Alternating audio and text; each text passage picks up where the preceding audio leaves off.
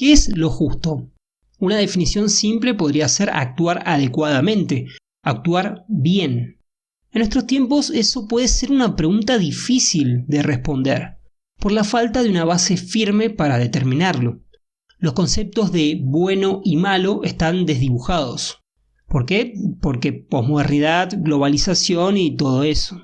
La religión ya no nos da esas respuestas que antes nos proporcionaba. Los conocimientos avanzaron y la fueron contradiciendo. La ciencia tampoco, y esto lo aprendimos a base de golpes y de bombas atómicas. El respeto a las minorías y la pluralidad también nos arrebató la posibilidad de encontrar estos valores en la opinión generalizada. Sabemos que las costumbres muchas veces se equivocan. Todos esos relatos que determinaban qué está bien y qué está mal han ido perdiendo fuerza, y el tema se transformó en una cuestión de subjetividad. Lo bueno y lo malo varía de persona en persona.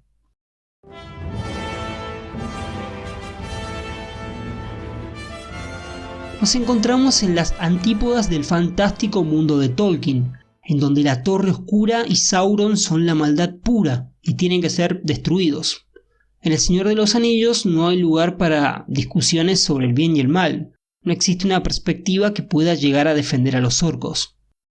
Frente a esto, la pregunta ética por cómo debo actuar o qué es lo justo parecería ser innecesaria. Si estoy seguro de lo que es bueno y lo que es malo, sé claramente qué tengo que hacer. Sé muy bien que el Señor Oscuro de Mordor es un mal tipo y si quiero ser bueno me tengo que alejar de él. Sin embargo, no todos los personajes son defensores del bien inamovibles. Hasta Gandalf tiene miedos, inseguridades y oscuridad dentro de sí. Él teme lo que pueda llegar a ser si tiene el anillo. Por lo tanto, la pregunta cambia. No se centra en el qué es lo bueno o lo malo, cosa que ya sabemos, sino la pregunta es ¿por qué preferir el bien al mal? Saruman sabía perfectamente que estaba mal hacer un pacto con Sauron, y aún así lo hizo. ¿Por qué? ¡Destrúyelo! No. Platón, en su obra La República, se plantea estas interrogantes y algunas más. Nos propone un mito que para mí, aunque Tolkien no lo haya asumido, fue una influencia en su obra. Me niego a pensar que el escritor no considerara la obra del filósofo. En este video vamos a analizar la justicia y la corrupción en El Señor de los Anillos. Creo que Platón podría explicarnos muchos otros aspectos de la obra del maestro inglés, pero por una cuestión de extensión no voy a exponer todo en este video. Probablemente más adelante haga otros. Hay que aclarar, antes de despertar la ira de algún mal antiguo, que el análisis está centrado en las películas. Platón nos plantea una concepción de justicia bastante generalizada en su época, y por qué no, también en la nuestra. Consiste en considerarla como algo a lo que tenemos que responder por obligación. Tengo que actuar bien, justamente, por las consecuencias negativas de ser injusto, no por la acción misma. No hay que robar, no porque robar esté mal, sino por las consecuencias que traerá si me llegasen a atrapar. Para explicar esto nos propone un mito. Nos narra la historia de Giges, un simple pastor que descendió por un agujero que se había abierto en el suelo. Allí dentro me encontré un caballo de bronce con unas compuertas. Adentro del animal había lo que aparentemente era un hombre, aunque destaca que era más grande de lo normal. Este estaba completamente desnudo y solo tenía en su dedo un anillo. No me digan que esto no se parece a la típica historia de ovni del History Channel. En fin, el anillo encontrado, que para mí claramente era tecnología alienígena, tenía la capacidad de hacer invisible al portador. Nuestro protagonista, aprovechándose de esta capacidad, sedujo a la reina, mató al rey y se quedó con el reino. El anillo permite ser injusto sin que nadie lo note. Y siendo sincero, creo que todos alguna vez pensamos en este tipo de cosas. ¿Qué haríamos si tuviéramos la capacidad de ser invisibles? Generalmente lo primero que se nos viene a la cabeza sería cometer algún acto delictivo, robar un banco o una cuestión por el estilo. Si tenemos la posibilidad de actuar injustamente sin que nadie lo note, siempre estará la tentación de usar el poder para el mal. Bajo esta perspectiva, los seres humanos somos injustos por naturaleza, solo que el miedo a las consecuencias nos lleva a obrar justamente. Y esto mismo encontramos en el anillo de Tolkien, una herramienta que nos permite imponer nuestra voluntad sin importar lo que esté bien o mal, sin el mínimo temor a las consecuencias de los actos malvados, sin un otro que a partir de un castigo limite nuestra voluntad, no actuaríamos justamente, sino nos dejaríamos llevar por nuestros deseos y caprichos. El problema central es que la voluntad no siempre quiere el bien. Puede ser que las intenciones de Boromir sean buenas y que terminara con la guerra. Sin embargo, también quiere que Gondor sea un gran imperio. Está bien, quizás use el anillo con un fin justo, pero nada impide que luego de acabar con el Señor Oscuro decida dominar toda la Tierra Media. Las pasiones se pueden desbocar por la impunidad que proporciona el anillo.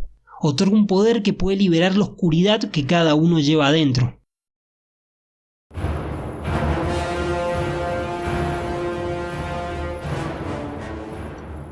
En este momento llegamos a una situación bastante compleja. Estamos afirmando que es mejor ser injusto que ser justo. Que si tenemos la habilidad suficiente o un anillo o un artefacto alienígena que nos permita encubrir nuestros actos malvados, preferiremos obrar mal a obrar bien. Cosa completamente alejada de la pretensión de Platón. Sin embargo, el filósofo nos propone una salida.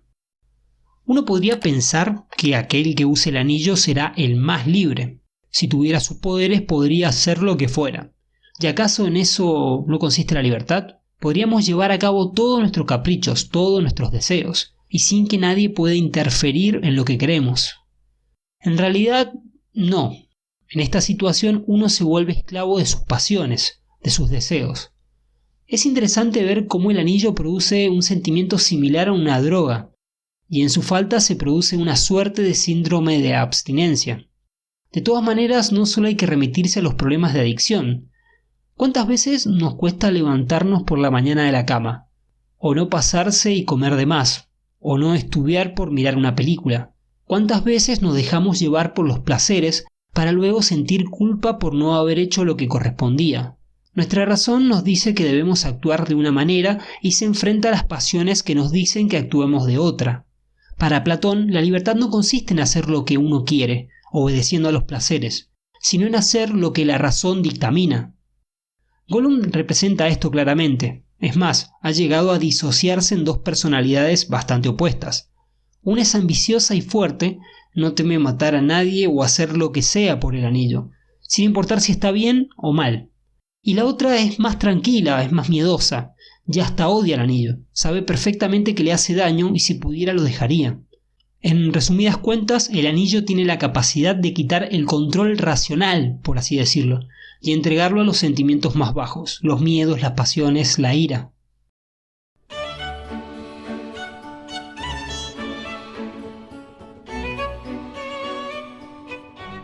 ¿Alguna vez pensaron por qué Frodo era el más indicado para llevar la carga? Un simple hobbit. La respuesta es más simple de lo que uno imagina. No es una cuestión racial ni mucho menos, sino cultural. Los enanos, amantes de las joyas, serían fáciles de corromper. Sus pasiones los llevaron a despertar al Balrog, acumularon riquezas de una manera tal que atrajeron al dragón Smaug a Erebor, y a su vez también son orgullosos y tercos. Los humanos, ansiosos de poder, tienen grandes imperios y son corruptibles. Los elfos, que no pueden morir, son rencorosos y vengativos. Sin hablar que todas las razas de la Tierra Media sienten resentimiento entre ellas. Hay bastante odio y racismo por todos lados. En cambio, los hobbits no son para nada ambiciosos. Disfrutan de las cosas simples de la vida como son sus comidas diarias, una fiesta, fumar, su comunidad, la comarca. Frodo solo quiere destruir el anillo para volver a su agujero hobbit. No tiene ninguna otra intención de riquezas o gloria. Si algo nos enseña esta saga es que debemos tener cuidado al alimentar nuestras pasiones. Cada vez nos exigen más y cada vez es más difícil de satisfacerlas. El resentimiento crece con los años y se hace insostenible. La ira soportada se acumula poco a poco hasta estallar. Cada vez es más complicado saciar nuestros apetitos y terminan apropiándose de nosotros.